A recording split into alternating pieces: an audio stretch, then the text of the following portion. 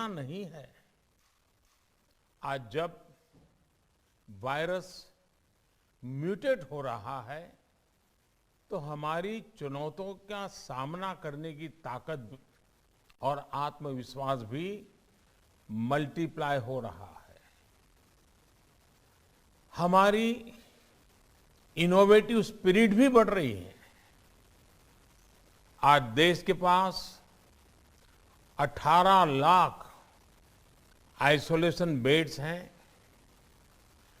5 lakh oxygen supported beds हैं, 1,40,000 ICU beds हैं। ICU और नॉन आईसीयू बेड्स को मिला दें तो 90,000 बेड्स विशेष तौर पर बच्चों के लिए भी हैं। आज देश में 3,000 से ज्यादा पीएसए ऑक्सीजन प्लांट्स काम कर रहे हैं। 4 लाख ऑक्सीजन सिलेंडर्स देश भर में दिए गए हैं। राज्यों को जरूरी दवाओं की बफर डोज तैयार करने में सहायता की जा रही है। उन्हें पर्याप्त टेस्टिंग किट्स भी मुहैया कराई जा रही है। साथियों, कोरोना वैश्विक महामारी से लड़ाई का अब तक का अनुभव यही बताता है कि व्यक्तिगत स्तर पर सभी दिशा निर्देशों का पालन कोरोना से मुकाबले का बहुत बड़ा हथियार है। और दूसरा हथियार है वैक्सीनेशन। हमारे देश ने भी इस बीमारी की गंभीरता को समझते हुए बहुत पहले वैक्सीन निर्माण पर मिशन मोड में काम करना शुरू कर दिया था। वैक्सीन पर रिसर्च के साथ साथ ही approval processes, supply chain, distribution, training, IT support system, certification पर भी हमने निरंतर काम किया। इन तैयारियों का ही नतीजा था कि भारत ने इस साल 16 जनवरी से अपने नागरिकों को वैक्सीन देना शुरू कर दिया था। ये देश के सभी नागरिकों का सामूहिक प्रयास और सामूहिक इच्छा शक्ति है कि आज भारत 141 करोड़ वैक्सीन डोज के अभूतपूर्व और बहुत मुश्किल लक्ष्य को पार कर चुका है। आज भारत की वयस्क जनसंख्या में से 61% से ज्यादा जनसंख्या को वैक्सीन की दोनों डोज लग चुकी है। इसी तरह वयस्क जनसंख्या में से लगभग 90% लोगों को वैक्सीन की एक डोज लगाई जा चुकी है।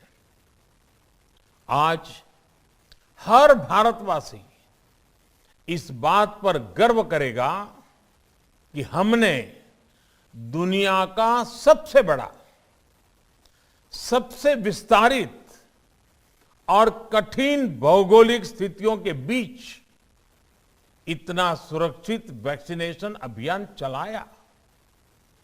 कई राज्य और विशेष तौर से टूरिज्म की दृष्टि से महत्वपूर्ण राज्य जैसे गोवा, उत्तराखंड, हिमाचल जैसे राज्यों ने 100% सिंगल डोज वैक्सीनेशन का लक्ष्य हासिल कर लिया है। आज देश के दूर सुदूर गांवों में जब 100% वैक्सीनेशन की खबरें आती हैं तो मन को संतोष होता है। यह प्रमाण है हमारे हेल्थ सिस्टम की मजबूती का, हमारी टीम डिलीवरी का, हमारे हेल्थ केयर वर्कर्स के डेडिकेशन और कमिटमेंट का और देश के सामान्य मानवी के अनुशासन और विज्ञान में उनके विश्वास का हमारे देश में जल्दी ही नेजल वैक्सीन और दुनिया की पहली डीएनए वैक्सीन भी शुरू होगी। साथियों, कोरोना के खिलाफ भारत की लड़ाई शुरू से ही वैज्ञानिक सिद्धांतों, वैज्ञानिक परामर्श और वैज्ञानिक पद्धति पर आधारित रही है। पिछले 11 महीने से देश में वैक्सीनेशन अभियान चल रहा है। देशवासी इसके लाभ भी महसूस कर रहे हैं। उनकी रोजमर्रा की जिंदगी सामान्य हो रही है। आर्थिक गतिविधियां भी दुनिया के कई देशों की तुलना में उत्साहजनक रही हैं। लेकिन साथियों, हम सभी जानते हैं कि कोरोना अभी गया नहीं है। ऐसे में सतर्कता बहुत जरूरी है। देश को सुरक्षित रखने के लिए, देशवासियों को सुरक्षित रखने के लिए हमने निरंतर काम किया है। जब वैक्सीनेशन शुरू हुआ तो उसमें भी वैज्ञानिक सुझावों के आधार पर ही ये तय किया गया कि पहली डोज किसे देना शुरू किया जाए, पहली और दूसरी डोज में कितना अंतराल हो, स्वस्थ लोगों को कब वैक्सीन लगे, जिन्हें कोरोना हो चुका है उन्हें कब वैक्सीन लगे, और जो कोमॉर्बिडिटी से ग्रस्त हैं उन्हें कब वैक्सीन लगे। ऐसे निर्णय लगातार किए गए और ये परिस्थितियों को संभालने में काफी मददगार भी साबित हुए हैं। भारत ने अपनी स्थिति परिस्थिति के अनुसार भारत के वैज्ञानिकों के सुझाव पर ही अपने निर्णय लिए हैं। वर्तमान में ओमिक्रॉन की चर्चा जोरों पर चल रही है। विश्व में इसके अनुभव भी अलग अलग है, अनुमान भी अलग अलग है। भारत के वैज्ञानिक भी इस पर पूरी बारीकी से नजर रखे हुए हैं, इस पर काम कर रहे हैं।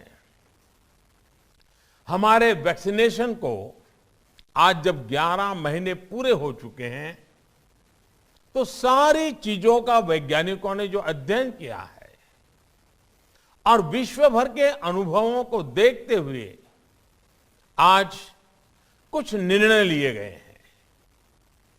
आज अटल जी का जन्मदिन भी है, क्रिसमस का त्योहार भी है, तो मुझे लगा कि इस निर्णय को आप सबके साथ साझा करना चाहिए।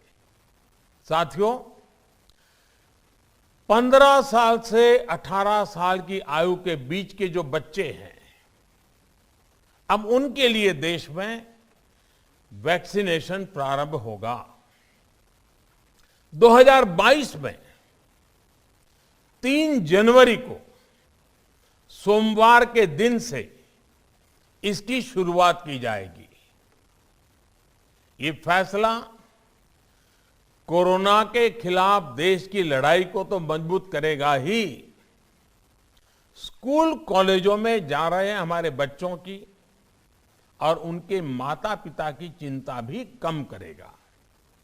साथियों, हम सबका अनुभव है कि जो कोरोना वॉरियर्स हैं, हेल्थ केयर और फ्रंटलाइन वर्कर्स हैं, इस लड़ाई में देश को सुरक्षित रखने में उनका बहुत बड़ा योगदान है। वो आज भी कोरोना के मरीजों की सेवा में अपना बहुत समय बिताते हैं। इसलिए प्रिकॉशन की दृष्टि से सरकार ने निर्णय लिया है कि हेल्थ केयर और फ्रंटलाइन वर्कर्स को वैक्सीन की प्रिकॉशन डोज भी प्रारंभ की जाए। इसकी शुरुआत 2022 में 10 जनवरी सोमवार के दिन से की जाएगी।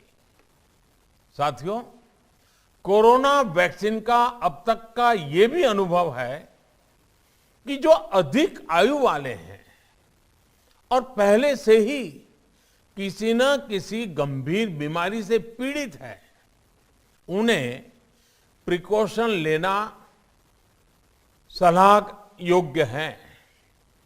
इसको ध्यान में रखते हुए 60 वर्ष से ऊपर की आयु के कोमॉर्बिडिटी वाले नागरिकों को उनके डॉक्टर की सलाह पर वैक्सीन की प्रिकॉशन डोज का विकल्प उनके लिए उपलब्ध होगा। ये भी 10 जनवरी से प्रारंभ होगा। साथियों, मेरा एक आग्रह है कि अफवाह, भ्रम और डर पैदा करने के जो प्रयास चल रहे हैं, उनसे बचना चाहिए। हम सभी देशवासियों ने मिलकर अब तक दुनिया का सबसे बड़ा वैक्सीनेशन अभियान चलाया है। आने वाले समय में हमें इसको और गति देनी है और विस्तार देना है। हम सभी के प्रयास ही कोरोना के खिलाफ इस लड़ाई में देश को मजबूत करेंगे। आप सबका बहुत बहुत धन्यवाद।